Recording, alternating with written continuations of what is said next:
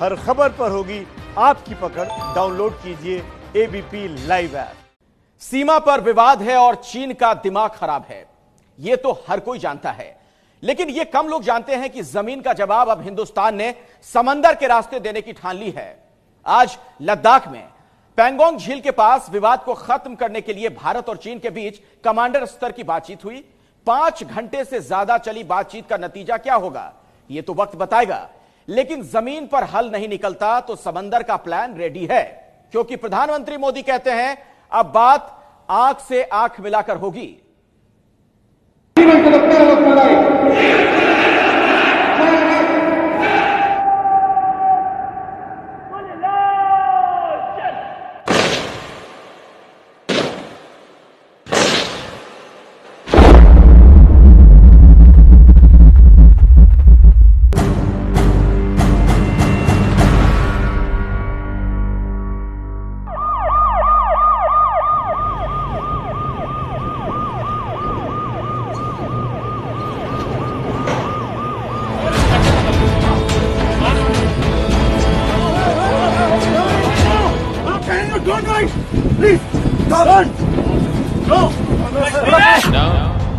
हम किसी से आंख झुकाकर के बात करेंगे, नहीं हम आंख उठाकर के बात करेंगे, हम आंख मिलाकर के बात करेंगे।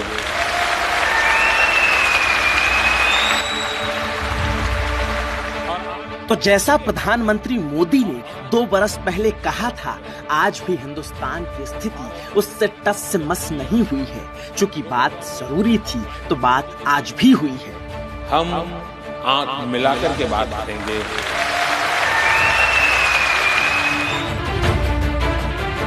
और तनाव के माहौल में जब चीन से बात हुई तो ना आंख झुकाकर बात हुई, ना आंख उठाकर बात हुई। चीन के घमंड को तोड़ना था, विवादों के तार को खोलना था, तो चीन से इस बार आंख से आंख मिलाकर बात हुई। हमारी जो सेना के जनरल है 40 साल सर्विस है, और चीन हमारा कह लो जॉर्ज फर्नांडिस साहब ने एनिमी नंबर 1 है, हमारा पड़ोसी है, परमाणु हथियार है, हमारे पास भी परमाणु हथियार है।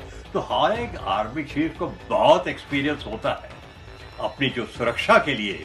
चीन से क्या हमारी हालत है, पाकिस्तान से क्या हालत है, कैसे पाकिस्तान से डील करना पड़ेगा, कैसे चीन के साथ डील करना पड़े, तो है।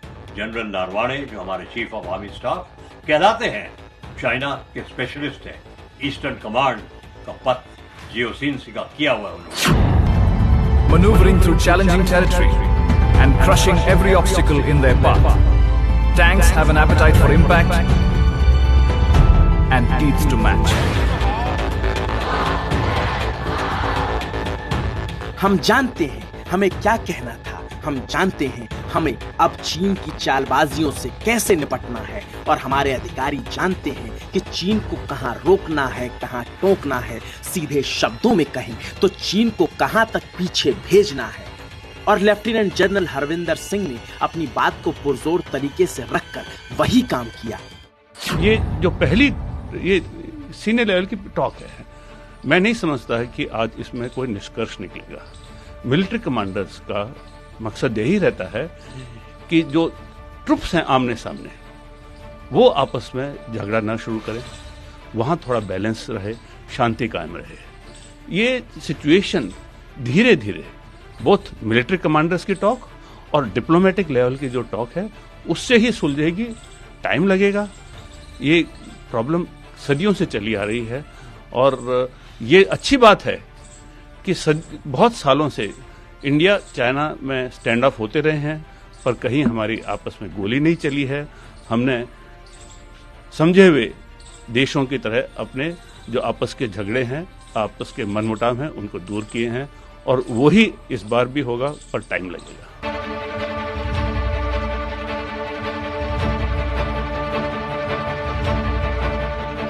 तो ऐसे में बातचीत का सिलसिला तो चलता रहेगा। विवादों का हल भी निकलता रहेगा। मगर सवाल तो चीन की नीति और नीयत पर है, चीनी सरकार के रवैये पर है, जो अब भी ठीक नहीं है। एक तरफ हम बातचीत के लिए आगे आए तो दूसरी तरफ चीन सरकार के मुखपत्र ग्लोबल टाइम्स ने आज की मीटिंग पर जो बातें कही वो समझ से परे है। समझ नहीं आता कि चीन विवाद खत्म करना चाहता है या बढ़ाना चाहता है, क्योंकि ग्लोबल टाइम्स तो पहले लिखता है भारत और चीन की बैठक में मौजूदा सीमा विवाद कम हो सकता है, लेकिन चीन नियंत्रण रेखा को लेकर अपनी स्थिति बरकरार रखेगा और इस पर कोई समझौता नहीं होगा।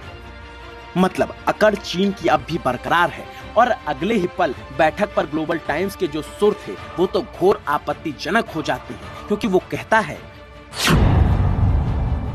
भारत को चीन के क्षेत्र में किसी तरह के अवैध रक्षा निर्माण को लेकर बुनियादी ईमानदारी दिखानी चाहिए। विवादों को हल करने के लिए सीमा पर परेशानी पैदा करने से बचना चाहिए। और ग्लोबल टाइम्स के कहे को हल्के में नहीं लिया जा सकता, क्योंकि ये वेबसाइट चीन की सत्ताधारी कम्युनिस्ट पार्टी चलाती है। मतलब ये कि ग्लोबल टाइम्स जो कहता है प्रत्यक्ष अप्रत्यक्ष रूप से चीन का वही बयान होता है, और ऐसे में चीन ने सारी टेंशन का ठीकरा हमारे सिर फोड़ दिया है और हिंदुस्तान में निर्माण को अपने इलाके का बताया है। तो फिर ऐसे में उसे समझाना हमारा फर्ज बन गया। आज नहीं तो कल उसे भी हकीकत को मानना पड़ेगा। चाइना में एक खासियत यह है, चाइना को यह भी पता है कि अगर लंबी लड़ाई हुई तो इंडिया की जो डिफेंस इंडस्ट्री है वो कोप अप नहीं कर पाएगी, कि हमारे में डिफेंस इंडस्ट्री नाम की नहीं है, और चाइना 85% बनाता है। ये फर्क यह है, लंबी लड़ाई अगर हुई तो ये प्रॉब्लम जरूर आएगी। इसलिए हमारी प्रेजेंट जो रिजीम है, गवर्नमेंट तैयार है, हमने अपने वेपन्स पूरे करने शुरू कर दिए हैं। इसीलिए मैं कहता हूं कि इस समय बिना लड़ाई के काम चल जाए तो बहुत अच्छा है। पर अगर इस सेक्टर में लेह से लेकर लद्दाख से लेकर तवांग तक की जो सेक्टर है उसमें हमारे जो सोल्जर्स हैं और हमारी जो एम्यूनिशन आर्म्स हैं टोटली पूरे हैं, सब कुछ ठीक है, जीत उसमें हमारी होगी। और चाइना को पता है कि इस एरिया में वो नहीं जीत सकते इंडिया। देखिए, हमारी जो सेना के जनरल है 40 साल सर्विस है, और चीन हमारा कह लो जॉर्ज फर्नांडिस साहब ने एनिमी नंबर 1 है, हमारा पड़ोसी है, परमाणु हथियार है, हमारे पास भी परमाणु हथियार है। तो हर एक आर्मी चीफ को बहुत एक्सपीरियंस होता है अपनी जो सुरक्षा के लिए। चीन से क्या हमारी हालत है, पाकिस्तान से क्या हालत है, कैसे पाकिस्तान से डील करना पड़ेगा, कैसे चीन के साथ डील करना पड़े, तो है जनरल नारवाणे जो हमारे चीफ ऑफ आर्मी स्टाफ कहलाते हैं, चाइना के स्पेशलिस्ट है। ईस्टर्न कमांड का पद जियो सिंह का किया हुआ है उन्होंने।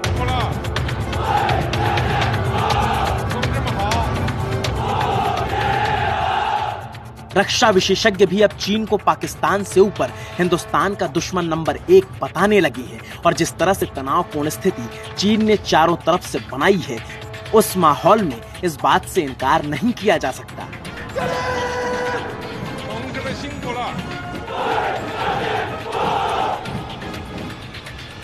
सेना के दम पर विस्तार की सोच रखने वाले चीन पर आज से 22 साल पहले पूर्व रक्षा मंत्री जॉर्ज फर्नांडीज ने 1998 में ही चीन की चालबाजी भरे इरादों को परखते हुए बड़े ही दो टूक शब्दों में कह दिया था, हमारे देशवासी वास्तविकता का सामना करने से झिझकते हैं और चीन के इरादों पर कोई सवाल नहीं उठाते। जिस तरह से चीन पाकिस्तान को मिसाइलें और म्यांमार के सैनिक शासन को सैनिक सहायता दे रहा है और भारत को जमीन और समंदर के जरिए घेरने की कोशिश कर रहा है, उससे तो लगता यही है कि वो हमारा भावी दुश्मन नंबर 1 है। तो 22 साल बाद सवाल यही कि मौजूदा परिस्थितियों में क्या चीन हिंदुस्तान का दुश्मन नंबर 1 बन चुका है? क्या चीन अब दो तरफा बातचीत से मानने वाला नहीं है? क्या चीन LAC पर सेना को कम करने के मूड में नहीं है? तो फिर सवाल है, उसका इलाज क्या है, उसका उपचार क्या है?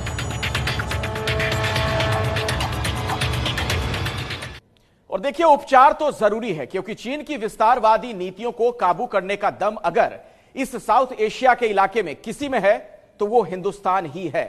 मगर सवाल यह कि चीन के अड़ियल रवैये पर प्रधानमंत्री मोदी का अगला वार क्या है? जमीन के रास्ते नहीं माना तो फिर अगला प्रहार कहां से है?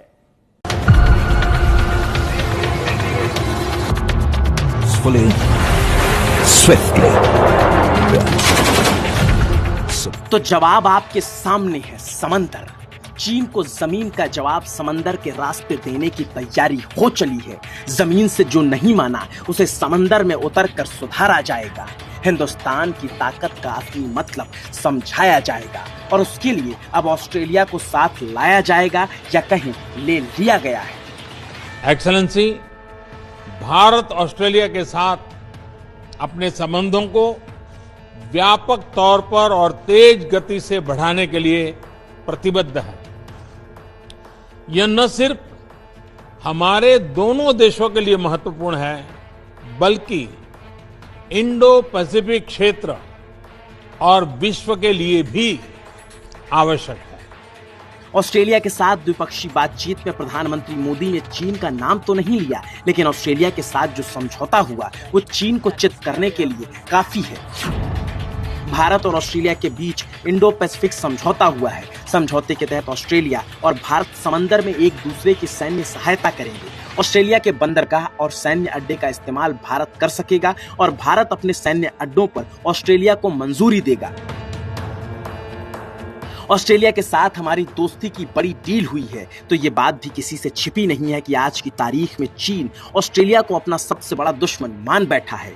कोरोना की जांच की मांग करने के बाद उसने ऑस्ट्रेलिया पर तमाम तरह के प्रतिबंध लगा दिए हैं और अब तो ऑस्ट्रेलिया में चाइनीज लोगों से मारपीट का भी आरोप लगाया है और अपने लोगों को चीन ने ऑस्ट्रेलिया ना जाने की सलाह दी है। हालांकि इस बीच ऑस्ट्रेलिया सरकार ने चीन की तरफ से लगाए गए नस्लभेदी हिंसा के आरोपों को खारिज किया है। स्थानीय मीडिया के मुताबिक ऑस्ट्रेलिया के पर्यटन मंत्री साइमन बर्मिंघम ने कहा कि चीन की तरफ से लगे आरोपों में न कोई तथ्य है न आधार। बर्मिंघम के मुताबिक ऑस्ट्रेलिया ने कोविड-19 की रोकथाम में बहुत अच्छा काम किया और अंतर्राष्ट्रीय उड़ानों को शुरू कर वो दूसरे देश से आने वाले लोगों के स्वागत के लिए भी तैयार है।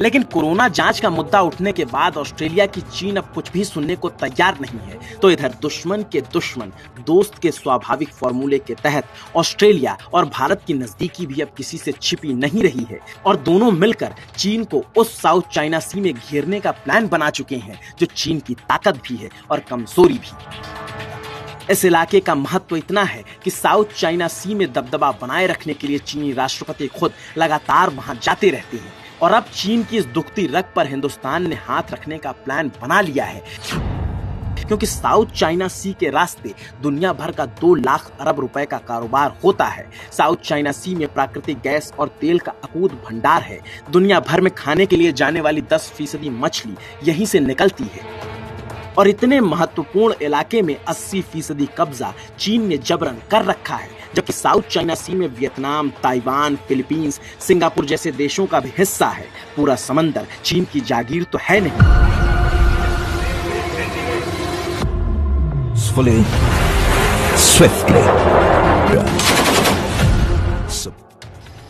और सच्चाई यह है कि अमेरिका अब तक अपने युद्धपोतों के दम पर बाकी देशों की मदद करता था चीन को रोकने के लिए, और सूत्र बता रहे हैं कि अब भारत भी ऑस्ट्रेलिया के साथ मिलकर कुछ वैसा ही प्लान बना रहा है। वैश्विक स्तर पर कई घोड़े आगे पीछे किए जा रहे हैं।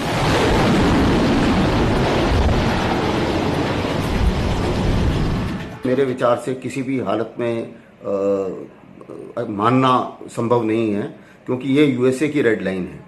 अभी चीन ताइवान को अपना हिस्सा मानता है, जबकि ताइवान ऐसा नहीं मानता। ताइवान मानता है कि नहीं, चीन हमारा हिस्सा है, जो कि लड़ाई अभी तक जारी है और चीन बीच में जो है वो अलग हो गया है। इतना ही नहीं, कोरोना के मुजरिम चीन के खिलाफ यूरोप के देश भी बड़ी रणनीति के तहत काम कर रहे हैं। अमेरिका चीन विरोधी गतिविधियों का नेतृत्व कर रहा है, तो ऑस्ट्रेलिया पूरी तरह से बागी हो चुका है। और इन सब के बीच चीन के पड़ोसी होने के नाते, एशिया की बड़ी शक्ति होने के नाते, अब चीन को रोकने के लिए दुनिया बड़ी ही आस भरी निगाहों से हिंदुस्तान की तरफ टकटकी लगाए देख रही है। भारत इन चीजों में बाकी अमेरिका और बाकी देशों के साथ खड़ा होगा। जहां तक साउथ चाइना सी का सवाल है, और हम रूल बेस्ड ऑर्डर चाहते हैं, वहां पर चीन ने जो इंटरनेशनल कोर्ट का था डिसीजन, उसको नहीं माना। वो भी कोई बहुत अच्छी बात नहीं है। तो रूल बेस्ड ऑर्डर और फ्रीडम ऑफ मूवमेंट वहां पर जो है जहाजी बेड़ों की, वो भारत भी चाहता है, और मेरे विचार से भारत का वही स्टैंड रहे।